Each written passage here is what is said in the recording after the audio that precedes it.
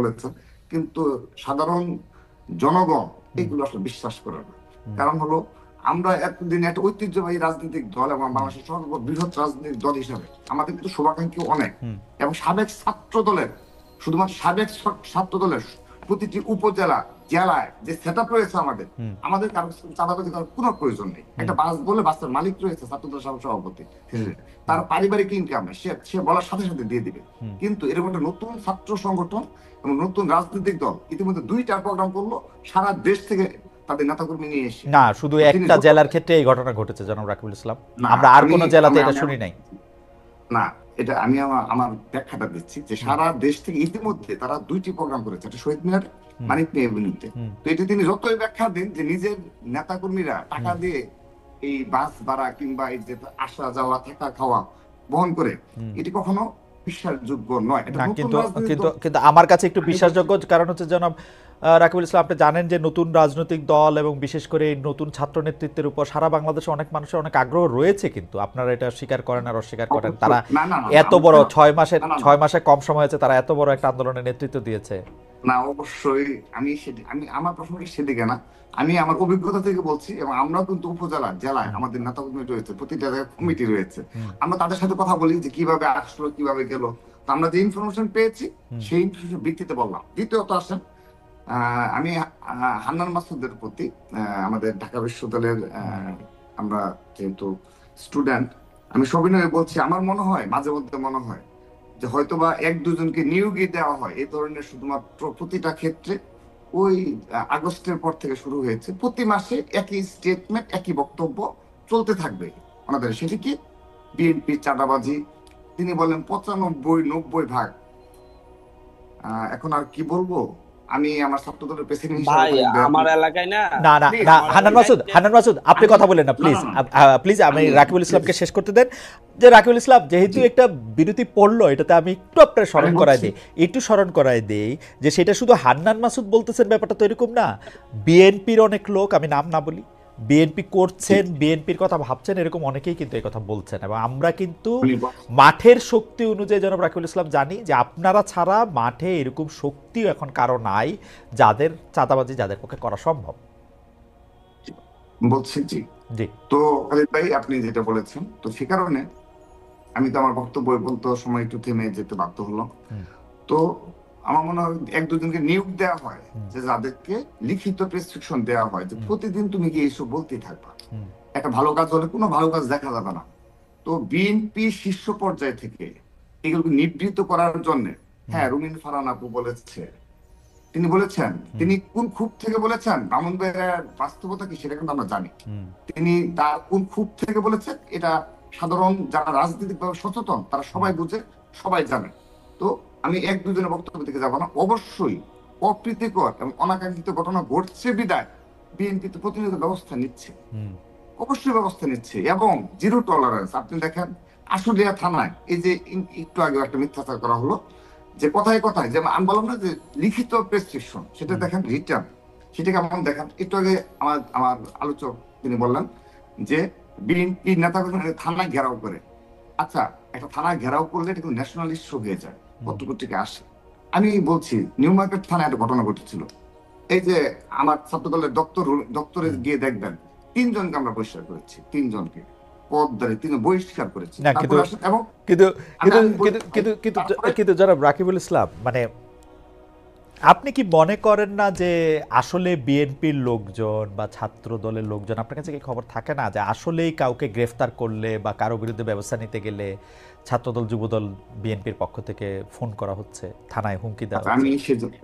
আমি সেজন্য বলছি ভাই জি। তো তারপরে আসলে এটা দেখলাম যে বিএনপির পিয়ন পরিচয় দিয়ে, পার্টি অফিসের কিংবা ওই মহাসচিবের নাম, ড্রাইভারের পরিচয় দিয়ে একটি করলো এবং ভিডিও, তার বিরুদ্ধে শুধু ব্যবস্থা না বলা হচ্ছে, তাকে অ্যারেস্ট করে তার আইনানুগ ব্যবস্থা নেওয়া উৎসাহিত করা হচ্ছে। এইসব যখন আপনি যুবদলের একটা শ্রীপুরের ঘটনায় বহিষ্কার করে তাকে মামলা দেওয়া হয়েছে, মানে এগুলো ছোট ঘটনা খালিদ ভাই, বাট আমরা যারা বড় সংগঠনের নেতৃত্বে রয়েছি আমরা বুঝি এইগুলো দ্বারা আমাদের মাঠ পর্যায়ে কি মেসেজ যায়, সেটা আমরা জানি। আপনি একটি ঘটনা দিয়ে পুরো বাংলাদেশে নেতাকর্মীদের শিক্ষা দেওয়া হয়েছে, তুমি যদি এগুলো করো পার্টি তোমার দায় নেবে না, নিবৃত্ত করা যায়। আমরা সেই প্রক্রিয়ায় রয়েছি, এবং আমি একজন সচেতন রাজনীতিবিদ, রাজনীতি ছাত্র সংগঠনের প্রেসিডেন্ট হিসাবে আমি বলছি, বিএনপির পক্ষ নিয়ে না। বিএনপি যদি এই স্টাইলে তাদের যে জিরো টলারেন্স অপরাধের প্রতি, হ্যাঁ আমি তো অস্বীকার করছি না যে একদম গ্রাম পর্যায় পর্যন্ত কিছু হচ্ছে না। গ্রাম পর্যায়ের মধ্যে অপরাধটা কতটুকু করা যায়? এই যে মংলা পোর্ট বলেন, চট্টগ্রাম পোর্ট বলেন, হ্যাঁ সচিবালয় বলেন, এখানে যাদের যাতায়াত রয়েছে তারা যে ধরনের আমার মনে হয় আমি জনাব রাকিবুল ইসলামের ইঙ্গিতটি বুঝতে পেরেছি। আমার প্রশ্ন শুরু করার আগে আপনি কি শেষ করেছেন জনাব রাকিব? আরেকটু ভাই, আচ্ছা তাহলে যদি আপনি এক মিনিটে শেষ করেন। না আমি সরি, আমি খেয়াল করি। জি, এখানে যাদের যাতায়াত রয়েছে এবং এখানে তাদের কাজটা কি? আমি খালিদ ভাই, আপনি আমাকে শুরুতে প্রশ্ন করেছেন যে সর্বশেষ আপনার টকশোতে আমি ছাত্রদলের সভাপতি হিসেবে বলেছিলাম, ছাত্রদলের সভাপতি হিসেবে যদি স্পেসিফিক দুর্নীতি কিংবা আমার এই পদের অপব্যবহার আমি করি, আমি আমার পদ থেকে অব্যাহতি নেব। আমি আপনাকে স্পষ্ট বলেছিলাম। তো খালিদ ভাই, আপনি আমার কাছে প্রমাণ দেন একটি অভিযোগ। আমি আপনাকে চ্যালেঞ্জ করে বলছি আজকে। না কিন্তু এমন কি হইতে পারে, এমন কি হইতে পারে যে আপনি আসলে দুর্নীতি করতেছেন না কিন্তু আপনার লোকজন করতেছে চাঁদাবাজি, আপনি আপনাকে আলাদা করতেছেন? এটা কি হইতে পারে? না না, এটা কি হইতে পারে কিনা এই কথা আপনার আসতেছে কিনা যে ধরেন ছাত্র দলের মধ্যে শুধু রাকিব চাঁদাবাজি করে না আর বাকিরা করে? না না না, আমি বলছি খালিদ ভাই, যদি শীর্ষ নেতৃত্ব ঠিক থাকে খালিদ ভাই, তাহলে আমরা তো দীর্ঘদিন সংগঠন করি, যদি শীর্ষ নেতৃত্ব ঠিক থাকে তৃণমূলে তার প্রভাব পড়ে।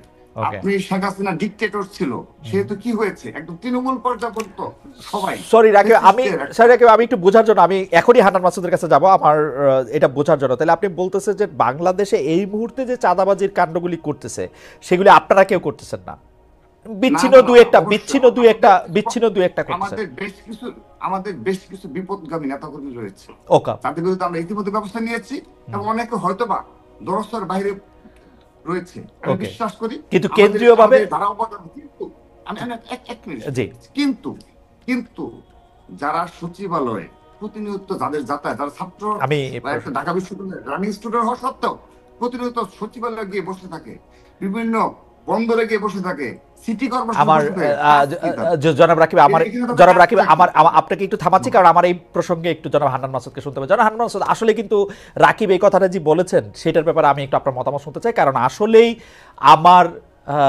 আমাকে অনেকেই বলছেন যে আপনারা সচিবালয়ে গিয়ে বসে থাকেন, থানায় যান, ডিসি অফিসে যান, পঞ্চগড়ে জেলা জজ সাহেবের ওখানেও আপনারা গিয়েছেন, জজ সাহেব চেঞ্জ করে দিয়েছেন। এই ব্যাপারে একটু আপনার মন্তব্য একটু শুনতে চাই যেন হান্নান মাসুদ, করছেন কিনা এগুলা? না আসলে প্রশ্নগুলো তো করা যায়। ভাই বললো যে সাদাবাজি দখলদারিত্ব নিয়ে অনেকগুলো নিউজ। ভাই আমি নিজে এরকম মানে ন্যাশনালি এবং ইন্টারন্যাশনাল পরিচিত হওয়া সত্ত্বেও, এরকম ফেস হওয়া সত্ত্বেও আমি আমার নিজের এলাকায় আমি মানে এতটা অসহায় এই ক্ষেত্রে। আপনি গতকালকে দেখেছেন যে প্রথম আলোর রিপোর্ট যে নিঝুম দ্বীপের মতো একটি জায়গায়, সেখানে বালি পর্যটন থেকে ওখানে বালি তুলে তুলে বিক্রি করা হচ্ছে, মাছের হাড় ভাড়া দেওয়া হচ্ছে। 30 বছর ধরে এক জায়গায় একজন মাছ ধরছে জেলে, তাকে সেখানে টাকা না দেওয়ার কারণে মানে হাড়ে 30 লাখ 10 লাখ টাকা করে নেওয়া হচ্ছে। সেখান থেকে সেই টাকা না দেওয়ার কারণে তাদেরকে মাছ ধরতে দেওয়া হচ্ছে না। এমন ঘাট কেন্দ্রিক আমার এলাকায় আমার মনে হয় যে জনাব মাসুদ আপনি একটু ওই প্রশ্নটার মধ্যে একটু আসেন, মানে সচিবালয়ে যাচ্ছেন কিনা বৈষম্য বিরোধী ছাত্র আন্দোলনের? আমি সেটার উত্তরও দিব, দুইটার উত্তরও দিব। আমি মানে এই বিষয়টা বলছি, মানে আমি চাইলে এখানে স্বরাষ্ট্র উপদেষ্টা পর্যন্ত রিস্ক করতে পারি যে ওখানে সংঘাত হচ্ছে, কিন্তু সেই জায়গায় থামতেছে না।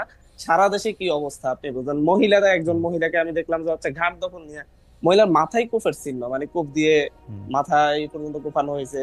এই জাতীয় কাজগুলা ভাই মানে কঠিন ভাবে হচ্ছে, সারা দেশে হচ্ছে। কিছু মিডিয়াতে আসে, কিছু আসে না, এবং এই ক্ষেত্রে দায় এড়ানোর কোনো সুযোগ নেই।